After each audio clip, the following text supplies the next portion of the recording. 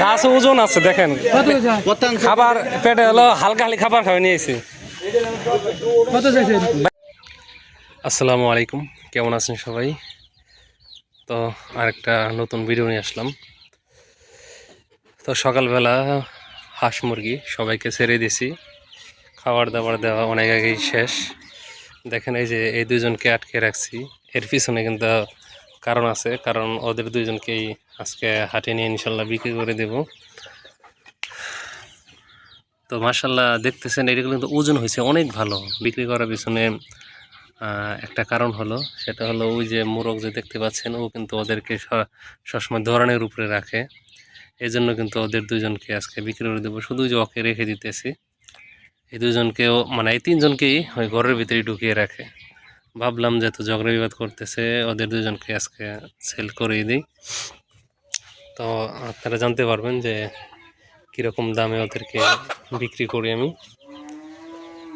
এই যে ওদেরকে ছেড়ে দিতে চাইছিলাম, বাট ছেড়ে দিয়ে বাবু ঢুকিয়ে ফেললাম, কারণ ওদেরকে আর কি বড় যে মুরগির বাচ্চা আছে ওরা শুধু ঠুকরা ঠুকরি করে, এর জন্য ওদেরকে আবার ঢুকিয়ে রাখলাম। ওরা আর কি অসুস্থ ছিল, মানে এই যে পক্স উঠছে না, পক্স উঠার কারণে অনেকগুলো আর কি অসুস্থর মধ্যে আছে। এই পক্সের সঠিক ট্রিটমেন্ট করলে ভালো হয়ে যায়। বিষয় হলো আমি ট্রিটমেন্ট করতে একটু লেট করছি, এর জন্য একটু সমস্যা হয়েছে। আর পক্স এমন একটা রোগ, এটা কিন্তু একবার যদি কোনো মুরগির হয় তারপরে কিন্তু প্রকোপ আকারে আর হয় না, মানে ওরা যদি সেরে উঠে তাহলে আর কোনো সমস্যা নেই। পক্সের ঝামেলা অন্তত হবে না ইনশাল্লাহ। সুতরাং পক্স যে মানুষের বলে না যে বসন্ত একবার উঠলে আর ওঠে না, এরকম অনেকখানি।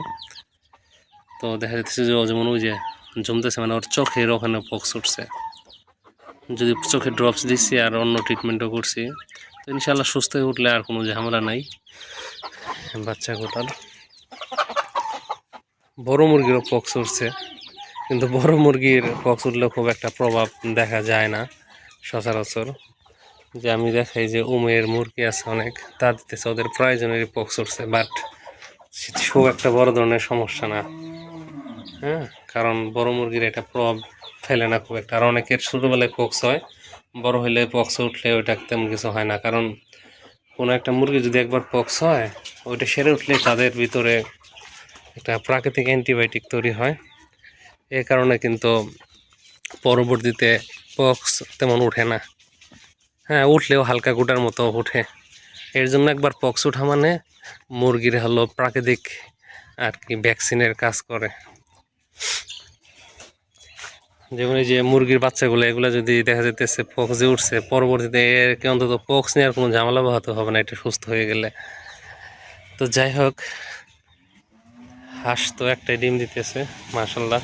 আমি খামারের ভিডিও খুব কম দিতেছি এখন, এটা বদ নজরের একটা বিষয় আছে, আপনারা দেখলে মাশাল্লাহ বলবেন। অসুস্থ হয়েছিল, এখন আলহামদুলিল্লাহ সুস্থ। যাই হোক, এখন একটু পরে আমি হাটে চলে যাব, দেখা যাক যে কীরকম দামে বিক্রি করা যায়। যা আছে ওজন আছে দেখেন, খাবার পেটে হলো হালকা হালকা খাবার খাওয়া নিয়েছি। ভাই চাইছি তো 1600 টাকা, এরকমই তো ওজন তো আছে দেখেন না, যা আছে মাংস।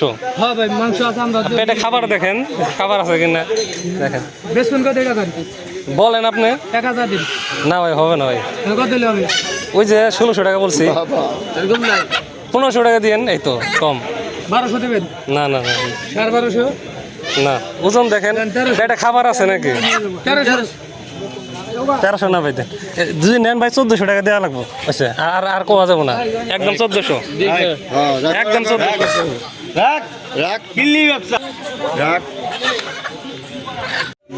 যাই হোক, হাট কিন্তু তেমন শুরুই হয় নাই, তো দুইটা বিক্রি করলাম হলো 1400 টাকা।